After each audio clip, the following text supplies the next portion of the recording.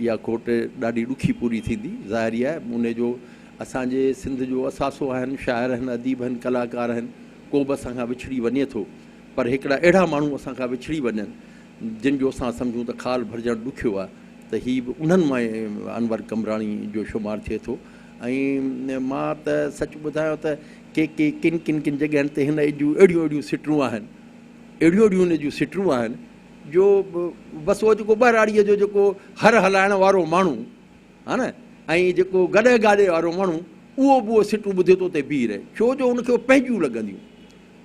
हिन जो अवामी अंदाज़ अहिड़ो त उनखे असांजे पोरियत खे उहे सिटूं पंहिंजियूं लॻंदियूं। इहो बि हिन जो हिकिड़ो कमाल हो। उनखां पोइ हीउ मसरूफ़ एतिरो रहंदो हो, छो जो कैसेट कल्चर हो, कैसेट जो तमामु हे कैसेट जे हवाले सां बि मशहूरु हो, अवामी शाइर जे हवाले सां मशहूरु हो, कैसेट जे हवाले सां बि मशहूरु हो, ऐं एतिरो ई मसरूफ़ रहंदो हो। ऐं जॾहिं बि कंहिं आर्टिस्ट जी का रिकॉर्डिंग थींदी हुई त उन में जेकी हू तरतीब ॾींदा आहिनि कैसेट जी, उन में बि उहो कैसेट कंपनी वारा अनवर कमराणीअ जूं ख़िदमतूं हासिलु कंदा हुआ त हीअ जेको हिन जी जेकी सेटिंग आहे, तरतीब आहे गीतनि जी, उहा बि अनवर खां करायूं। त इहा हिकिड़ी वॾी ॾात आहे जेकी अनवर में हुई, ऐं ख़ुदावंद करीम हुनखे जन्नत फिरदौस में जॻह ॾिए, ऐं हीअ तमामु हिन जो ख़ाल भरणु जेको आहे सो ॾुखियो आहे। जी नाज़रीन, सिंध जो नाले वारो आर्टिस्ट रशीद चाराना असां सां गॾु मौजूदु हो, ऐं सिंध जो नाले वारो शाइर जेको आहे अनवर कमराणी, जेको असां सां गॾु मौजूदु त न आहे, पर उन जूं यादूं, उन जी शाइरी हमेशह जेको आहे इन मुआशरे जे लाइ, इन मुआशरे में उहे यादि रहंदियूं। मूंसां गॾु असां सां ॿियो हिकिड़ो नाले वारो शाइर ताबिश बुखारी उहो गॾु मौजूदु आहे, ऐं उनखां पुछंदासीं त हू अनवर कमराणी जे हवाले सां कीअं पिया ॿुधाइनि ऐं उनखे कीअं पिया यादि कनि। अनवर कमराणी जी जेकी शाइरी आहे उनखे उन कीअं ॾिठो, छो जो हू पाण बि हिकिड़ो शाइर आहे, कलम धणी आहे। जॾहिं शाइर पाण शाइरी कंदो आहे त मुख़्तलिफ़ जेको आहे तबई आज़माई कंदो आहे, मुख़्तलिफ़ सिन्फ़ुनि ते लिखंदो आहे। त साईं बि शाइर आहे, हिन खां पुछंदासीं त साईं जी फील्ड सां वाबस्ता अनवर कमराणी ऐं इन ई शहर जो दादू जो रवासी साईं अनवर कमराणी जे लाइ ॿुधाइजो त हू हिकिड़ो वॾो शाइर हो, उहो असां सां अॼु गॾु न आहे, उनखे कीअं ॾिठो ऐं छा चवंदो? साईं, सभु खां पहिरीं त मां भेटाई सरकार जे हिन शेर सां त नसे वण वणनि में नसे कातारियूं, पसियो बाज़ारियूं हीअणो मूं लूण थिए। अनवर कमराणी असांजे सथ जो साथी हुयो, ऐं असांजे मां सम्झां थो त असांजे दादूअ जी त सुञाणप हो ई हो, पर परॾेह में असांजे सिंध जी सुञाणप हो। सिंध जा जेके बि माण्हू आहिनि ॿियनि मुल्कनि में रहनि था, वेंदे मिडिल ईस्ट में, भारत में, बर्तानिया में, दुबई में, सऊदी अरब में, जिते जिते सिंधी रहनि था उन्हनि वटि अनवर कमराणी जो नालो हुयो, ऐं अनवर कमराणी सां बेइंतिहा हू मुहबत कंदा हुआ। ईअं सम्झो त हुन जा लखे किरोड़े हुन जा परस्तार हुया अनवर कमराणी जा। अॼु अनवर कमराणी असां वटि मौजूदु न आहे, पर हुन जूं यादूं, हुन जो फ़िक्र, हुन जो ख़्यालु, हुन जो पैगाम असां वटि मौजूदु आहे। ऐं हर वक़्तु सिंध जो माण्हू, बल्कि सिंधी त छा पर असांजे पंजाब जा माण्हू बि अनवर कमराणी जी शाइरी ॿुधंदा हुआ, ऐं रंगीले बि हिन जा कलाम ॻाया। ऐं सिंध जो मां सम्झां थो शायदि को अहिड़ो रागी हुजे जंहिं अनवर कमराणी जो कलाम न ॻायो हुजे कैस्ट में। हाणे कैस्ट जो जेको रुझान हुयो जंहिं ज़माने में, इहो 80 जो ॾहाको, 90 जो ॾहाको, इहो मुकमिल तौरु हिकिड़ो कैस्ट जी हिकिड़ी दुनिया हुई। तोड़े जो हिन वक़्तु कैस्ट जी दुनिया न आहे, पर मां सम्झां थो तॾहिं बि अनवर कमराणी जो कलाम हिंद सिंध में उन ई हवाले सां अञा ताईं गूंजे थो। ऐं अनवर कमराणी जेका ॿी ख़ुशूसी जेका ॻाल्हि हुई उहा आई त हू हिकिड़ो फ़क़ीर तबियत माण्हू, हुन जेको कलाम में पंहिंजूं वसियतूं कयूं, कलाम में पंहिंजे गीतनि में जेके ॻाल्हियूं कयूं, उहे बिल्कुलु उहे ई थियो। ॾिसो, अनवर कमराणी चयो त कोन बद सां रो रो मरवे सां, हिकु ॾींहुं आपे सुणसी दिलि टुट पहुसी मरवे सां। ऐं ॾिसो त हुन जा उहे लफ़्ज़ ईअं सचा साबित थिया जो हुन जी वफ़ात जेका आहे सा दिलि जे टुटण सां थी, हार्ट अटैक में थी। माना हुन जूं ॻाल्हियूं सभु सचियूं थियूं। ऐं पंहिंजे कलाम में जेका हुन वसियत कई त मूंखे दादूअ में दफ़नाइजो, ऐं मुंहिंजो जनाज़ो चौंक ते पढ़ाइजो, सभिनी दादू वारनि ते, ॿार ॿुढे ते इहो फ़र्ज़ु आहे। ऐं ईअं ई थियो त दादू वारनि हुनखे उहो साॻियो आनर ॾिनो, ऐं दादू चौंक ते 100,000 माण्हुनि गॾिजी हुनजो जनाज़ो बि पढ़ियो। जी नाज़रीन, नाले वारो शाइर ताबिश बुखारी, उन जा बि अवां वीचार ॿुधा। मुख़्तलिफ़ जेके दोस्त आहिनि उहे अनवर कमराणी खे लफ़्ज़नि जी भेटा पेश करे रहिया आहिनि, छो त अनवर कमराणी असां सां गॾु मौजूदु न आहे, पर उनजो फ़िक्र, उनजी शाइरी जेको आहे उहो हमेशह यादि रहंदी। सिंध जे मुख़्तलिफ़ फ़नकारनि बल्कि पाकिस्तान जे फ़नकारनि उनखे ॻायो ऐं उनजी जेकी शाइरी आहे उहा झर झंग जेका आहे गूंजंदी रहंदी। अनवर कमराणी खे मुख़्तलिफ़ दोस्त जेको आहे भेटा पेश कनि था, वरी कंहिं ॿिए दोस्त सां ॻाल्हायूं था उहो अनवर कमराणी खे कीअं पिया भेटा पेश कनि।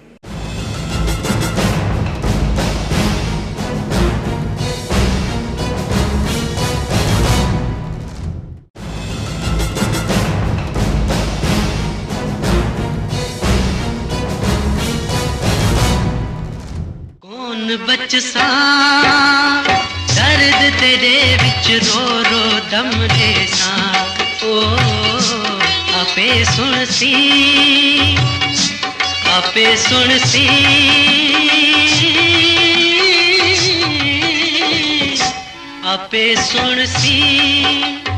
दिल टुट पासी हिक दी मरवे सा ओ कौन बच सा।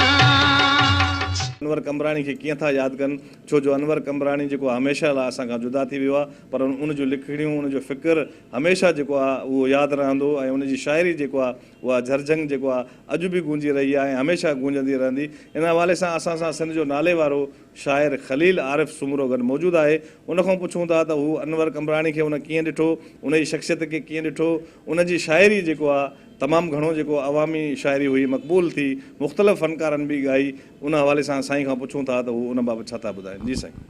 हा साईं, हाजी अनवर कमराणी गुणे लछणे तमामु मोतबर माण्हू हो, मुहबती माण्हू हो। हुनजो मेल जोल, कचहरियूं, कुर्बारियूं ॾाढियूं मज़ेदार वणंदड़ हूंदियूं हुयूं ऐं हू जॾहिं बि ॻाल्हाईंदो हो त पंहिंजे कल्चर ते, पंहिंजी शाइरी ते, ॿोली ते हुनजी कचहरी शाइराणी हूंदी हुई ऐं हुनजो जेको मिज़ाज आशिकाणो कचहरी शाइराणी तमामु हिकिड़ो संजीदा क़िस्म जो माण्हू हुयो ऐं हुनजी मौसीक़ी सां, सिंधी जेका लोक मौसीक़ी आहे उन सां ॾाढो माना चाह हो ऐं हुन जेका शाइरी कई अवामी रंग में, अवामी अंदाज़ में, त हींअर असां ईअं महसूसु था कयूं त जेका लोक शाइरी आहे सिंध जी ऐं अवामी रंग जी जेका शाइरी आहे उनजी हिकिड़ी तारीख़ ख़तमु थी चुकी आहे। हिकिड़ो हुनजो रोशन बाब हो जेको बंदि थी चुको आहे ऐं हिन सिंध खे अवां यकीन कयो त वरी ॿियो अनवर कमराणी न मिलंदो। अच्छा साईं, अनवर कमराणी तबियतनि मिज़ाज कीअं हो, हुनजो कीअं ॾिठो हुनखे? साईं ईअं सम्झो त हिकिड़ो फ़क़ीर मनुष्य इंसानु हो, सूफ़ियाणे रंग जो माण्हू हो, हर नंढे वॾे जो आदर भाव करण वारो, न्याज़ निवड़त वारो माण्हू, फ़क़ीर तबो माण्हू। हुनजो ॿुधायो त मिज़ाज हुनजो आशिकाणो, रूह हुनजो शाइराणो हो, हुनखे एतिरो त ऐं सखी क़िस्म जो माण्हू। हुन असांजी पंहिंजी यादगिरी में आहे त केतिरा अहिड़ा दोस्त नवां जेके शौक़ु रखंदा हुआ पर शाइरी करे न सघंदा हुआ, पोइ अची हाजी अनवर जो पासो वठंदा हुआ, हुनखे मिंथ कंदा, चवंदा हुआ ठीकु आहे असां खनि गंज लॻा पिए, हुननि खे कलाम ठाहे हुननि जा नाला विझी ॾे, उहे बि मशहूरु शाइर थी विया। माना एॾो सखी हो जो पंहिंजे इन फ़न मां बि ख़ैरात कंदो। अहिड़ो क़िस्म जो हिकिड़ो फ़क़ीर माण्हू हाजी अनवर कमराणी अॼु न आहे, हुनजे विछोड़े ते बसि अखियूं आलियूं आहिनि। हीअ सॼी सिंध जो सोग आहे, हीअ लोक अदब जो सोग आहे, हीअ अवामी रंग जो सोग आहे जंहिंमें सिंध हींअर वरितलु आहे। जी नाज़रीन, सिंध जो नाले वारो शाइर ख़लील आरिफ़ सुमरो, उनजा अवां वीचार ॿुधा त हुन पंहिंजे शाइराणे अंदाज़ में ऐं लफ़्ज़नि जे मोतियुनि सां अनवर कमराणी खे भेटा पेश कई ऐं हुन चयो त हू लोक अदब जो जेको वॾो ख़्यालु पैदा थियो अनवर कमराणी जे वए खां पोइ, पर हुनखे अॼु बि यादि कनि था। अॼु बि अनवर कमराणी जे लाइ अवाम ऐं जो ख़ासि तौर ते शाइर या मुख़्तलिफ़ जेके सियासी समाजी माण्हू आहिनि उन्हनि जूं अखियूं आलियूं आहिनि। वरी कंहिं ॿिए दोस्त खां पुछूं था त उहो अनवर कमराणी खे कीअं पिया यादि कनि ऐं कीअं पिया भेटा पेश कनि।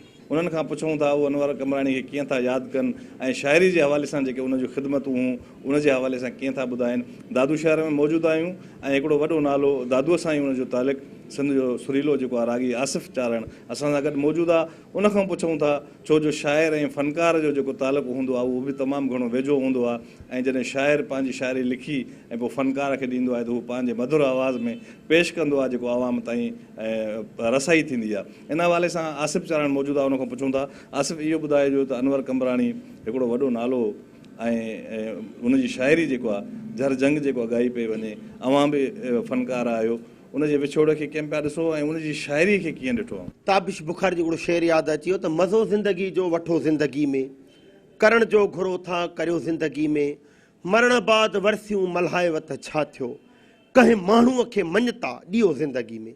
असीं मुर्दा परस्त क़ौम आहियूं, असां वटि ज़िंदा हुअण जो क़दुरु न आहे।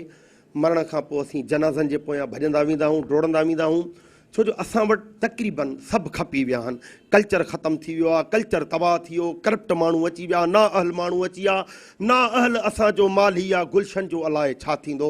सच पुछो त अनवर कंबराणी केरु सॾाए, अहिड़ो नालो सदियुनि में पैदा थींदो आहे। ऐं मूंखे अफ़सोस आहे त जीअरे अनवर कंबराणी जहिड़े शाइर खे मूं कंहिं बि अदबी प्रोग्राम में न ॾिठो, ऐं को बि हुनखे को लतीफ़ प्रोग्राम में दावत या लाल शहबाज़ ते दावत, हालांकि हुनखे इन शइ जी परवाह न हूंदी, हुनखे अलाह ताला हिकिड़ी वॾी इज़त ॾिनी। जेको तव्हां पाण ॾिठो त पूरी दुनिया में सोशल मीडिया ते अनवर कंबराणी खे माण्हुनि भेटा ॾिनी, ऐं दादू जे विच चौक ते हुनजो जनाज़ो पढ़ियो वियो। अलाह ताला हुनखे जन्नतुल फिरदौस में जॻहि ॾींदो। ऐं मरहूम सिंगार अली सलीम जा हिकिड़ा लफ़्ज़ आहिनि त असीं पंहिंजा वारा वॼाए वञूं था, मोहबत जा मेला हो मचाए वञूं था। अनवर कंबराणी सां तमामु मुंहिंजी वेझड़ाइप हुई, तमामु मुंहिंजी गहराइप हुई। ऐं तक़रीबन मुंहिंजो जॾहिं डेली गुज़र थींदो त हुनजो घर रस्ते में पवंदो, हुन सां मुंहिंजूं कचहरियूं थींदियूं। हुन मूंखे अहिड़ो गीत ॾिनो जेको मूं कशिश ते ॻायो हुयो, परदेस न वञ प्यारा मुंहिंजो हां छिॼी पवंदो, हो तरसी पा दिल वारा मुंहिंजो हां छिॼी पवंदो, परदेस न वञ प्यारा मुंहिंजो हां छिॼी पवंदो, कंबराणी जे तूं वींदे हो मुंहिंजा टहकर रुसीविदा, हो थींदा दर्द जा वसकारा मुंहिंजो हां छिॼी पवंदो। मुनवर भाउ अहिड़ा माण्हू तारीख़ में मरंदा न आहिनि, ज़िंदा आहिनि। अलाह ताला अनवर भाउ खे जन्नतुल फिरदौस में आला मक़ाम अता फ़रमाईंदो। ऐं मां धरती टीवी खे ॿिन्हिनि हथनि सां सलाम करियां थो जिन इहा सुजागी कई, ऐं इहो हिकिड़ो हुननि जज़्बो आंदो जो अनवर कंबराणी जहिड़े शख़्सियत ते हुननि स्टोरी ठाही आहे। ऐं मां दुआ कयां थो त अलाह ताला धरती टीवी खे उनजी पूरी टीम खे शाद ऐं आबाद रखंदो। आमीन। जी नाज़रीन, सिंध जे नाले वारे शाइर अनवर कंबराणी जे हवाले सां प्रोग्राम लाड़काणो टाइम में असां हिते दादूअ में मुख़्तलिफ़ जेके सियासी समाजी शख़्सियतूं हुयूं उन्हनि सां बि ॻाल्हि कई, ख़ासि तौर ते जेके फ़नकार या शाइर या वेझा दोस्त जेके आहिनि अनवर कंबराणी जा, उन्हनि जा मां वीचार ॿुधा। ऐं हिन प्रोग्राम में असां कोशिशि कईसीं त अनवर कंबराणी खे जेके हुनजा वेझा दोस्त आहिनि, वेझा साथी आहिनि ऐं फ़नकार मुख़्तलिफ़ तबक़नि सां जेके माण्हू तालुक़ु रखनि था, उन्हनि पंहिंजे मोतियुनि जे लफ़्ज़नि सां अनवर कंबराणी खे भेटा पेश कई। अनवर कंबराणी हिकिड़ो वॾो नालो आहे, हू सिंध त छा पर मां चवां थो त अनवर कंबराणी हिकिड़ो पाकिस्तान जो वॾो नालो हो। हुन मुख़्तलिफ़ जेको आहे ॿोलियुनि में जेको आहे शाइरी लिखी, ख़ासि तौर ते त सराइकी में हुनजी जेकी शाइरी हुई उहा तमामु घणो जेको आहे मक़बूल थी, पॉपुलर थी। ऐं ख़ासि तौर ते जेको आम तबिके जा माण्हू उनजी शाइरी खे घणो ॿुधंदा हुआ। दादूअ में मंज़ूर सखीराणी जेको आहे उनजो तमामु हिकिड़ो जेको अनवर कंबराणी जो गीत हो, कोन बच सां दर्द ते ॾे विच रो रो दम ॾे सां, उहो हिकिड़ो तमामु झरझंग गीत उनजो मशहूरु थियो। ऐं उनखां पोइ हर माण्हू जेको आहे अनवर कंबराणी जी शाइरी जेको आहे शौक़ सां ॿुधंदो हो। हुनजी शाइरी में हिकिड़ो वॾो दर्द हो, हुनजी शाइरी में हिकिड़ो वॾो पैगाम हो। हू पंहिंजी औलाद सां, हुन औलाद जे लाइ हिकिड़ो तमामु बहितरीनु पीउ हो ऐं दोस्तनि जो हिकिड़ो तमामु बहितरीनु दोस्त हो। अनवर कंबराणी अॼु असां सां गॾु न आहे, पर उनजूं यादूं, उनजी शाइरी उहा हमेशह असां सां यादि रहंदी। ऐं हिननि जे वारसनि इहो मुतालबो कयो आहे त उनजी जेकी शाइरी आहे, उनजो किताबु पयल आहे सकाफ़त खातो या सिंध हुकूमत जेको आहे उनजी शाइरीअ खे किताबी सूरत में छपराए उहा मार्केट में आणे त जीअं अनवर कंबराणी जा जेके परस्तार आहिनि, दोस्त आहिनि, उहा जेको शाइरी उन ताईं पहुची सघे। कैमरामैन शाहिद शेख सां गॾु मुनव्वर धरती न्यूज़ दादू। कौन बच सा दर्द तेरे विच रो रो दम दे सा, ओ आपे सुन सी, आपे सुन सी,